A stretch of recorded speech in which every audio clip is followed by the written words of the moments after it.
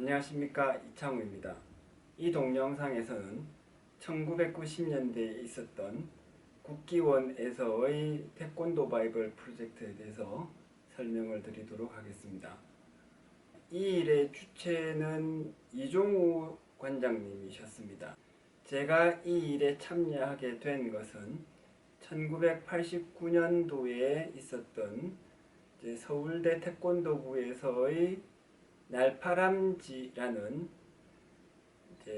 모임 내의 잡지에서부터 시작이 되었습니다. 그때 집행부를 맡고 있는 3학년 형들이 2학년인 저에게도 글을 하나 써서 내라고 하더라고요. 그래서 제가 태권도에 대해서 시를 하나 써서 제출했습니다. 그 시가 내가 주먹을 쥐는 것은 이라는 시였는데 한 A4지로 10페이지 정도 되는 좀 긴 내용이었습니다.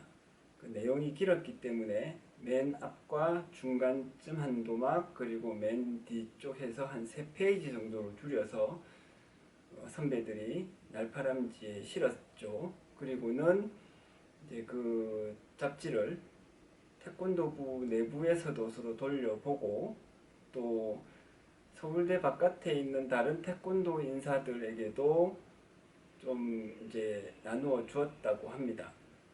그 중에 한 분이 당시 국기원 연수과장으로 있던 현재 용인대 교수인 양진방 교수님이죠. 그 양진방 교수님이 석사과정 때 서울대 체육학과에서 공부를 하면서 태권도부 동문들과도 연이 닿게 되었습니다. 그래서 그 시가 날파람쥐를 통해서 연수과장 그리고 그 다음에 그것을 이종우 관장님이 보셨다고 합니다. 그래서 날파람쥐가 만들어진 것이 아마 1989년 가을쯤이었던 것으로 기억하는데 가을 말쯤 한 11월 그 기억은 제가 조금 정확하지 않네요. 11월쯤 해서 그때 부장이었던 용재 형이라는 분이 저한테 국기원회를 좀 가자고 하였습니다. 그래서 저는 또 그 전까지는 국기원회를 가본 적이 없었던 것으로 기억을 해요. 그래서 형들이 가자고 하니까 무슨 영문인지 잘 모르고 갔는데 가서 양진방 교수님 그때 당시에 연수과장님을 만나 뵙고 그 다음에 잠시 후에 이종우 관장님을 뵈었죠. 그때 국기원 내부의 사무실 위치는 2021년인 지금과 거의 같았던 것으로 기억하고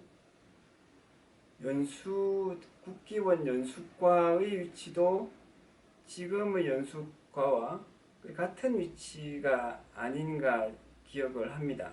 내부 구조는 조금 달랐던 것 같고 그 연수과 안에 문을 열고 들어가면 그 문을 열고 들어가서 왼쪽에 또 별도의 조금 자그마한 방처럼 해서 응접실 같은 것이 있었던 기억이 납니다. 어쨌든 그때 이종우 관장님을 배웠는데 사람들은 이종우 관장님을 총장님이라고 부르셨어요. 저도 그래서 이종우 관장님을 총장님이라고 불렀는데 그때 속으로 생각을 하기를 어느 단체 총장님이실까 하고 궁금했었습니다. 왜냐하면 제가 그때 알기로 세계 태권도 연맹이나 국기원이나 여러 태권도 단체의 최고장은 김은용 씨였거든요.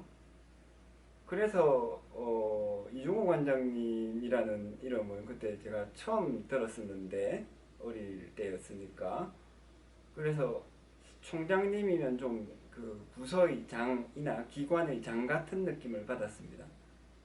근데 금방 이해가 안 되었지만 하여튼 총장님이라고 부르고 이종우 총장님이 그 자리에서 그날 처음 만났을 때 이야기를 하시더라고요. 그 내가 주목을 주는 것은이라는 그 시를 영어로 번역을 해서 WTFG라고 해서 당시 세계 태권도 연맹에서 발행하는 공식 이제 매거진에 싣고자 한다. 괜찮겠느냐라고 물으시더라고요. 그래서 제가 어린 마음에 또 특히 그것은 저한테도 굉장한 영광입니다 하면서 적극적으로 찬성을 했습니다. 뭐 오늘날로 치면 저작권에 대한 구두 협약 뭐 비슷하게 되었는데 뭐 그때 지금과 같이 저작권에 대한 개념이 있었다고 하더라도 저작권 뭐에 따르는 이익이 중요한 것이 아니라 그런 이제 세계적인 잡지에 제 글이 실린다는 것 자체를 지금이라도 환영을 할 것 같습니다. 어쨌든 그렇게 실리고 이제 그 자리에서 좀 있다가 별도로 이제 이종우 총장님이 관장님이 저랑 같이 좀 이야기를 하자고 하셨어요. 그리고 그래서 이제 그 안쪽에 있던 내부방 그렇다고 폐쇄적인 공간은 아니었고요. 옆방으로 가듯이 해서 가서는 둘이 앉아서 이제 마주 앉아서 책상에 마주 앉아서 이종우 관장님이 말씀을 하셨습니다. 뭐라고 했냐면 태권도의 정신적 지주가 될 수 있는 경전, 바이블 같은 것이 필요하다. 그런 것을 쓸 사람을 자기가 찾고 있는데 이종우 관장이 보시기에 제가 제일 적임자라고 말씀하시는 겁니다. 그러면서 저보고 이제 그걸 한번 써보라고 하셨어요. 그래서 제가 또 어떻게 생각했냐면 그것 역시 저한테 이제 큰 뭐 기회이자 영광이라고 생각해서 예 알겠습니다라고 대답을 했습니다. 그렇게 대답을 하고 한편으로는 걱정이 좀 되었죠. 왜냐하면 어린 제가 당시에 21살이었으니까요. 어린 제가 태권도에 대해서 알고 있는 것이 태권도계를 대표하는 그런 내용이 될 수 있겠는가 그렇게 이제 걱정을 좀 했습니다만 일단은 써보기로 했습니다. 그때 당시에 이종우 관장님께서 참고하라고 하면서 주신 이제 문서가 있었는데 태권도에 대한 철학적인 내용이었습니다. 무술, 무예, 무도의 세 개념에 대한 짧은 글도 있었고 또 이종우 관장님이 그때 불교 신자이셨는지 불교의 팔정도에 대한 내용 그런 것들이 또 태권도와 결합이 되면 어떻겠느냐 이런 말씀과 함께 이제 자료도 간단하게 주셨죠. 그래서 제가 이제 일단은 그날은 헤어지고 집에 가서 철학과에서 공부를 하면서 태권도 바이블이 되기 위한 여러 가지 내용들을 써봤습니다. 써봤는데 대학교 2학년 철학과 학생이 물론 이제 그 다음 해인 제가 3학년 때까지 그 작업이 지속적으로 이어지고 사실은 졸업을 하고 제가 군대 가서까지 작업은 이어졌습니다. 제가 이종우 관장님을 자주 만나면서 이제 작업을 하진 않았지만 이제 과제를 부여받았으니까 일단 썼어요. 근데 일단은 3학년 초까지 써가지고 글을 가지고 갔었는데 그때 제가 글을 어떻게 썼냐 하면 철학과 학생으로서 철학에서 보고 배운 대로 쓴 겁니다. 예를 들면 데카르트의 성찰이라는 이제 글을 보면 데카르트가 이렇게도 생각해보고 저렇게도 생각해보는 내용이 쓰여 있거든요. 그래서 저도 태권도에 대해서 태권도의 정신이나 철학 원리에 대해서 이렇게도 생각해보고 저렇게도 생각해보는 그런 내용을 논리 정연하게 나름대로는 최선을 다해서 썼습니다. 그래가지고는 가지고 가서 이종우 관장님을 만나서 이 정도 내용이 어떻습니까? 라고 물었더니 관장님께서 보시고 이런 투의 내용은 안 된다 라고 하셨습니다. 태권도 바이블이 되어서 모든 태권도인들의 어떤 정신적 지주가 되는 그런 책이어야 되기 때문에 권위적이고 지시하면서 이제 경전에 맞는 그런 말투가 필요하다고 하셨어요. 그래서 또 그 말씀을 듣고 저는 또 더욱 부담을 느꼈죠. 아니, 남들이 책이 나왔을 때 태권도 그 책을 바이블이라는 책을 이제 물론 태권도 바이블이라는 제목이 가칭이었을 뿐, 그 프로젝트 제목이었을 뿐 책 제목은 아니었겠습니다만 어쨌든 책이 완성이 되어서 나왔을 때 태권도인들이 특히 뭐 지도자나 고수의급의 사범님들께서 그 책을 보고 아니 대학교 뭐 3학년 대학생이 태권도에 대해서 무엇을 얼마만큼 많이 경험하고 알길래 이렇게 지시적으로 내려다보는 것처럼 권위적인 말투를 쓸 수 있겠나라고 이제 받아들이지 않을 것이라는 점이 가장 걱정이었습니다. 어쨌든 과제가 주어지기로는 그런 글을 쓰라는 과제가 주어져서 다시 또 거기에 맞춰서 내용을 고치기를 했습니다. 그리고는 한 해나 두 해 만에 끝나지는 않을 것이라고 생각을 하고 이제 태권도인들을 만나서 태권도를 수련하는 과정에서 그분들이 어떻게 가르치고 무엇을 중요시하는지 그리고 제가 수련을 하면서 실제로 그것을 수련해보고 무엇이 중요한지를 하나하나 적고 기억을 해서 그것을 이제 좀 논리적인 맥락을 맞추어서 체계화하는 저술 작업으로 진행을 했습니다. 이 과정에서 저한테 서울대 태권도부 안에서 태권도를 직접적으로 가르쳐 주신 이광희 사범님께서 많은 영향을 주셨죠. 그분이 많은 영향을 주실 수 있었던 이유는 단지 가까운 분이었기 때문이 아니라 그분께서 역시 그때 당시만 해도 이미 30년을 투자를 해서 태권도를 연구를 해오셨고 단지 태권도만이 아니라 중국 무술과 일본 무술을 포괄하는 모든 동양 무술을 연구하다시피 해서 축적해 놓은 것이 있었습니다.